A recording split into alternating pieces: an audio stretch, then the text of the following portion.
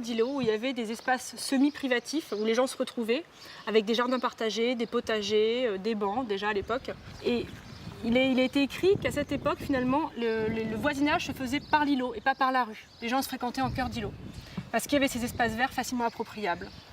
Et en plus de ces espaces verts, dans les logements individuels, ça sera des jardins privatifs qui donneront aussi sur des cœurs d'îlots avec des très légères clôtures. Hein. C'est l'époque où il n'y avait pas encore l'individualisme comme ça, la volonté d'avoir son jardin, sa maison. Et on partageait l'espace vert central.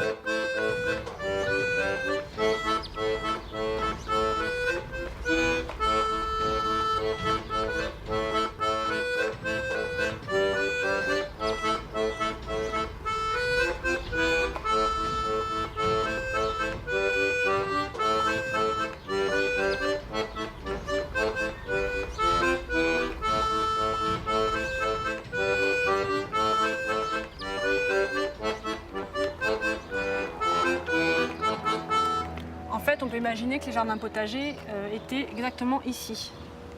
C'est-à-dire ce qui est en déshérence aujourd'hui, qui est un espace vert pas fréquenté, c'était des potagers.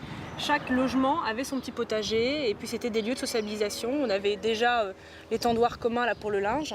Voilà, c'était des endroits vivants. Et même pendant la guerre, alors que les Allemands avaient acquisitionné ces cités-jardins, les gens pouvaient continuer, on a trouvé ça dans les textes, à cultiver leur potager.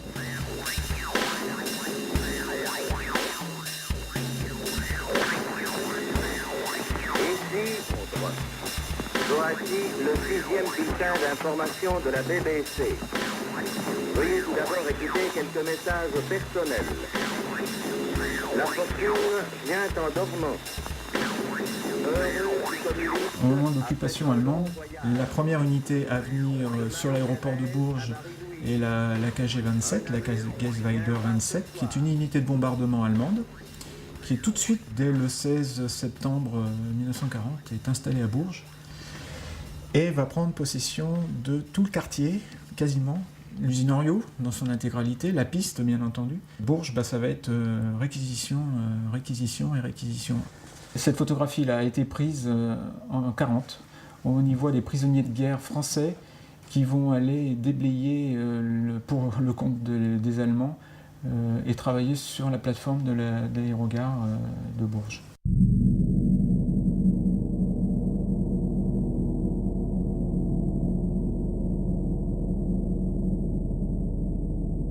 Tous les aéroports français majeurs ont été bombardés et Bourges en était un, donc il a été bombardé. Et là on voit le run, c'est-à-dire le largage, et on a les petits points noirs qui sont des bombes antipersonnelles que l'on aperçoit. Mais bon, ça avait été quand même évacué, les civils, les habitants de Bourges avaient compris que ça commençait à devenir dangereux.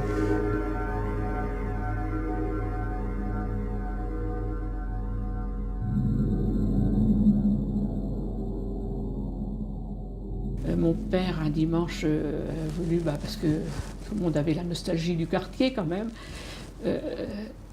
il est monté, c'est un dimanche, à l'époque c'était les Anglais, je crois, qui bombardaient, et puis il y a eu un bombardement, et il a eu atrocement peur, et donc il s'est mis à l'abri avec des Allemands qui étaient là. On se souvient de ça, mais il paraît qu'après, quand il est rentré chez ses parents, parce que mon père habitait chez ses parents, nous, vous voyez, nous étions dispersés, il était livide. Au moment des bombardements, la cité a été endommagée, mais bon, elle n'a pas été rasée, il faut quand même rester correct. Les bâtiments qui ont été le plus endommagés n'ont pas forcément d'ailleurs été ceux qui étaient le plus près de l'aéroport, ça a plutôt été ceux qui étaient un peu sur les extérieurs. Nous, on sait ce que c'est que d'avoir joué dans les décombres. Tout était éventré. On jouait justement dans ces maisons qui avaient des charpentes en fer et qui étaient éventrées. Et il y avait encore des trous de bombes de 500 kilos devant la porte.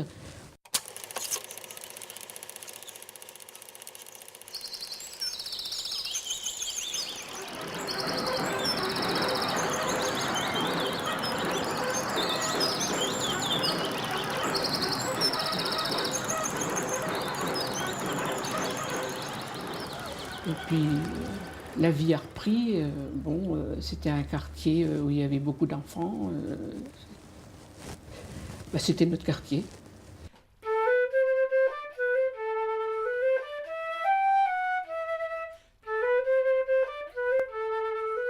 vrai nom de jeune fille, c'est Posé. Mon père était sabotier, faisait les sabots à ce moment-là. Puis ma mère, elle allait en journée chez les uns, soit à la cible, soit ce qu'il y avait dans les fermes, quoi. Et puis après ça, là, moi, je suis partie domestique en Richemont, chez un marchand de bestiaux. J'avais 17 ans.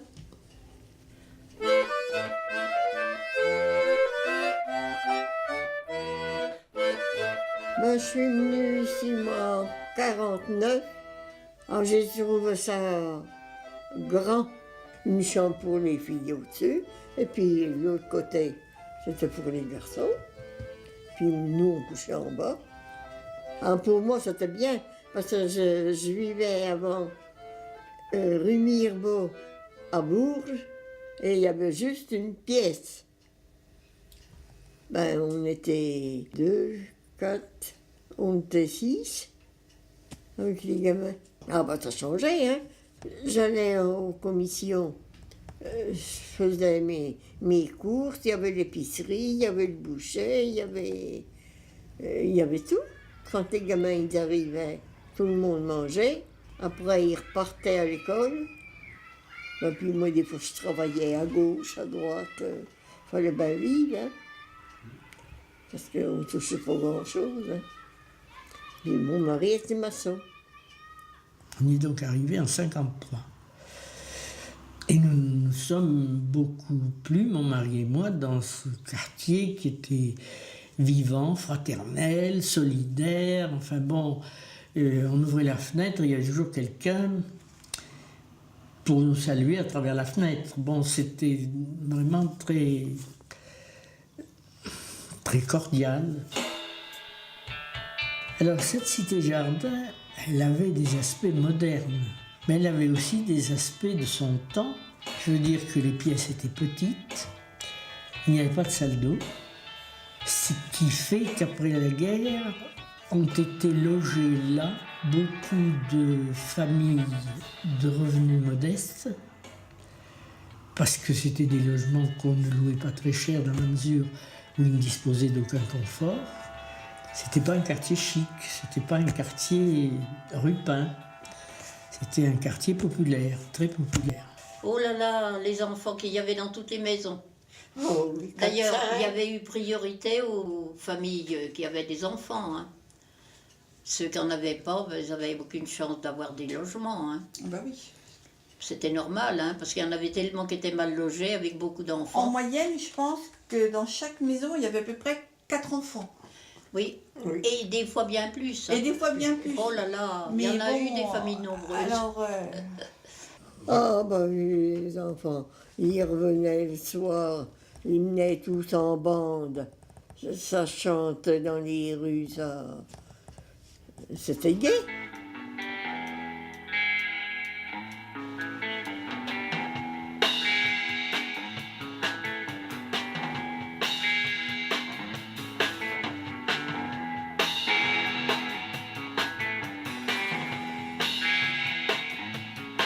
Il y avait une espèce de solidarité, de fraternité, on se connaissait, on se parlait, on était au courant des difficultés des uns et des autres, des malheurs qui arrivaient aux uns aux autres. Enfin, il y avait quand même des difficultés. Vous savez, il ne faut pas imaginer ces périodes-là comme des périodes de bonheur intégral. Hein. C'était aussi des périodes de revendication, de difficultés comme il y en a dans les familles modestes.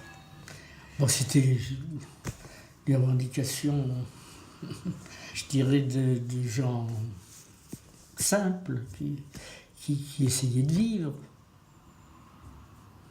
aussi bien que possible.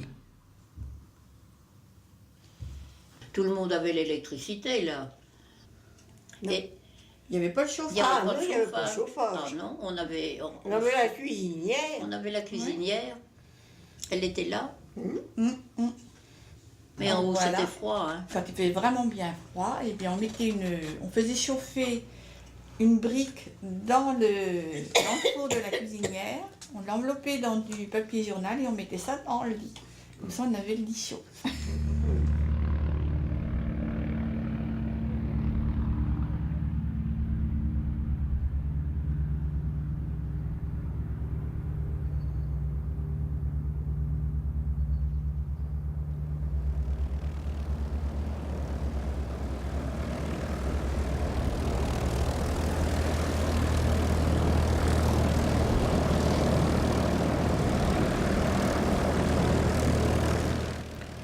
Vous avez plein de radios qui traînent.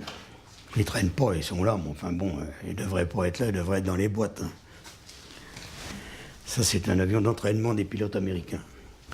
Un petit Boeing. Ça, c'est pareil, hein, ça date de la guerre. Enfin, de la guerre. Ça, c'est un avion japonais, c'est un Zéro. Et il vole. Ils volent pas souvent, mais ils volent. Bon, alors là, vous montez dans l'ancienne tour. Hein. Alors ici, vous voyez le terrain. Donc, vous voyez la piste en face. Toute la piste, elle est là. Et sur votre droite, vous avez un chemin goudronné, là, qui était l'ancien taxiway qui desservait les hangars pour aller sur la piste.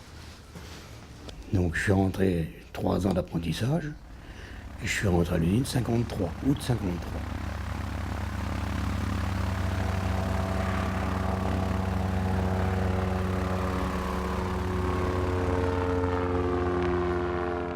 Alors on a déjà travaillé dans les ateliers pour apprendre à travailler, si vous voulez, l'aéronautique, proprement dit. Faire des petites bricoles, des petits sous-ensembles, du rivetage, des trucs comme ça. Et pendant 2 mois. Ça, c'était la règle générale. Et tout le monde y passait. Et on appelait ça, à l'époque, l'atelier qui était le bâtiment saint, c'était la mine de sel.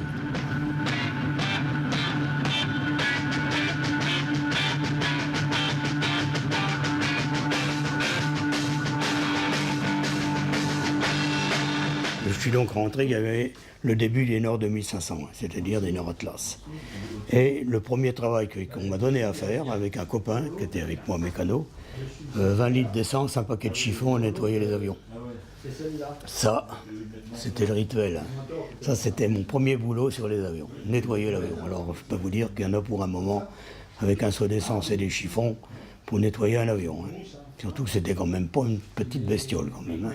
C'était quand même un gros avion. Et après, on m'a mis avec un vieux mécano, et j'ai changé un moteur sur un Siebel. Et le jour qu'on a changé le moteur, on l'a mis en route, on y a foutu le feu dedans. On avait trop injecté d'essence, et on a foutu le feu dans le moteur.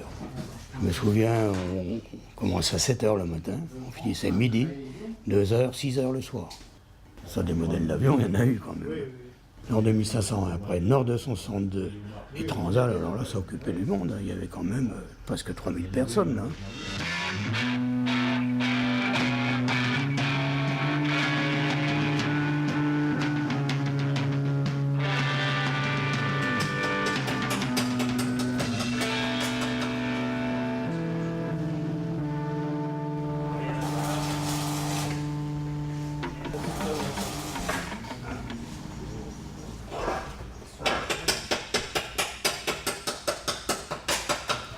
J'habitais rue Latam, c'est la rue qui est à côté là.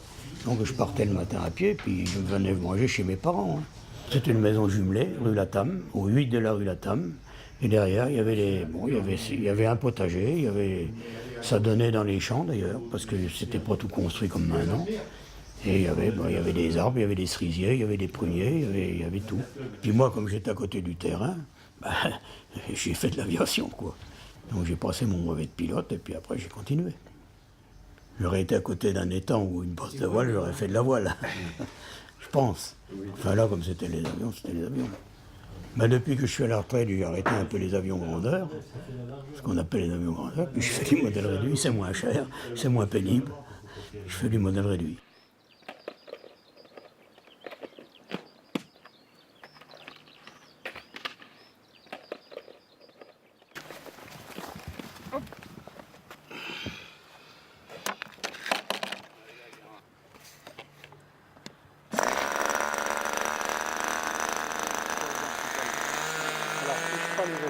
toi, tiens, le juste à la dérive. Tu vois, regarde, il décolle tout seul. T'as pas touché l'aileron là. Il décolle tout seul.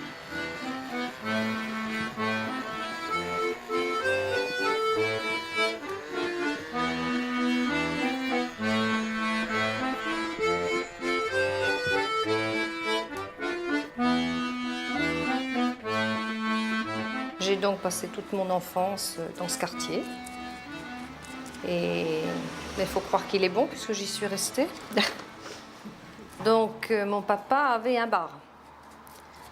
Un bar qui s'appelait le Mermoz à l'époque, avec le surnom de la cabane en bois.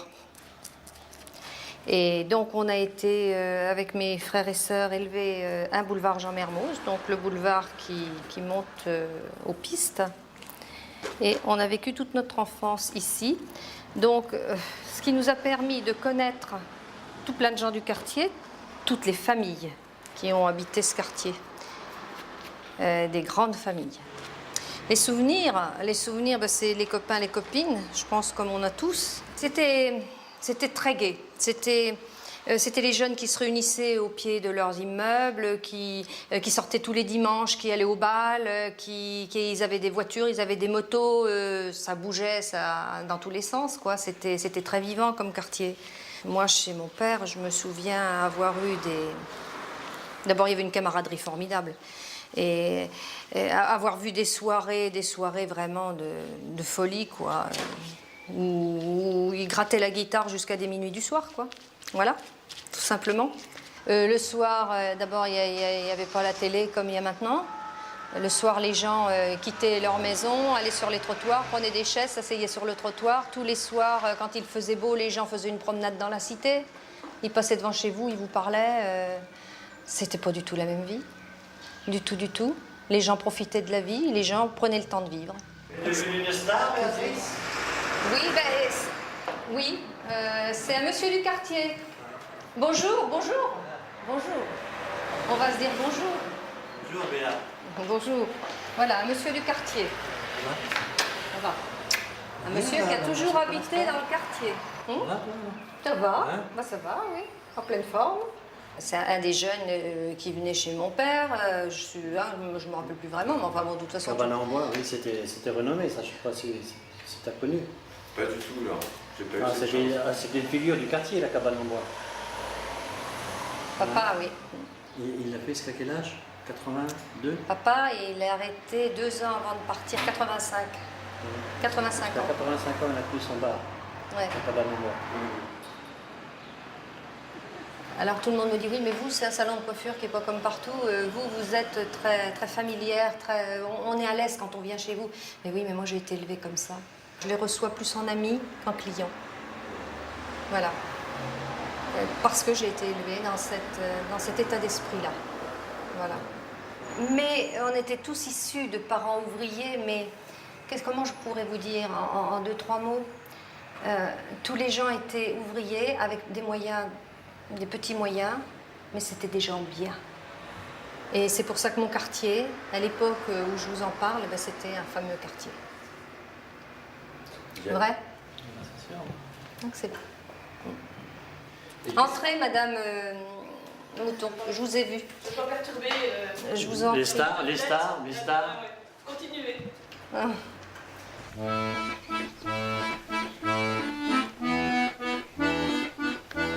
À Bourges, le cité-jardin du Moulon, c'est un cité-jardin qui n'a que le nom, parce que finalement, c'est que des immeubles avec un square au milieu, ce qu'on fera après dans les années 50, 60, 100 fois. Ici, c'est différent. Il y a différentes sortes de logements. Il y a une variété dans la forme architecturale, il y a une variété dans l'espace public, dans les espaces verts. Ce cœur d'îlot à chaque fois, les jardins privatifs, les petites venelles. Il y a un soin apporté et c'est pour ça que c'est un échantillon important de l'histoire du logement social pour la ville de Bourges. C'est vraiment un heureux moment, quoi, dans le logement social de Bourges. Donc on revoit une petite venelle qui mène à l'îlot. Il va y avoir un sacré nombre de potagers dans le quartier.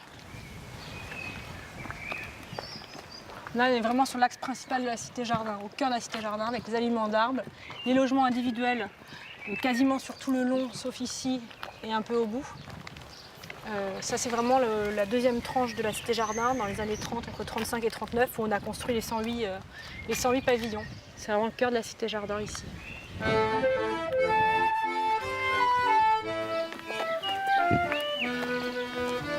Les gens, dans les années 70-80, qui ont voulu accéder au confort moderne, et c'est bien normal, ont fait des salles de bain dans des placards, donc c'est devenu exigu. Ce qui fait que pour l'office, ça a été très vite problématique, parce que malgré la valeur patrimoniale de l'ensemble, hein, ça on est tous d'accord, ils ne pouvaient plus louer certains logements parce qu'ils n'étaient plus aux normes, ou alors les louer à un taux très bas, ce qui n'était pas rentable pour eux. Ils ont vendu même certains logements, surtout l'individuel hein, bien sûr, alors que pourtant il y avait une vraie qualité de vie, d'avoir un logement social individuel avec un jardin dans un endroit calme où il y a quand même aussi une école, hein. Il n'y a pas beaucoup d'équipements mais il y avait quand même une école qui a été construite au début des années 50. C'était quand même un luxe et c'est ce qui fait que les gens sont très attachés à ce quartier. Il y a même des dynasties un peu familiales qui sont restées ici, de père en fils, les oncles et tantes qui habitaient à côté. C'était vraiment le coin. Alors oui, il n'y avait pas le confort moderne, c'est vrai, même si au fur et à mesure ça a été un peu refait, mais il y avait une vraie qualité de vie et un espace partagé quoi, par tous. Vous savez, j'y suis depuis 1952, donc c'est ma vie ce quartier. J'y ai passé beaucoup de temps. En tant qu'enfant, adolescente, instite, retraitée. Et je n'oublierai jamais mon arrivée en 52 dans cette école qui était belle, qui était... Ah, j'étais heureuse d'être à Bourges. Mon père était nommé directeur de l'école garçon. Et ma mère était son adjointe, puisque l'école garçon ouvrait avec 2 classes. Et c'était une école qui était très belle. C'était certainement une des écoles les plus belles de Bourges.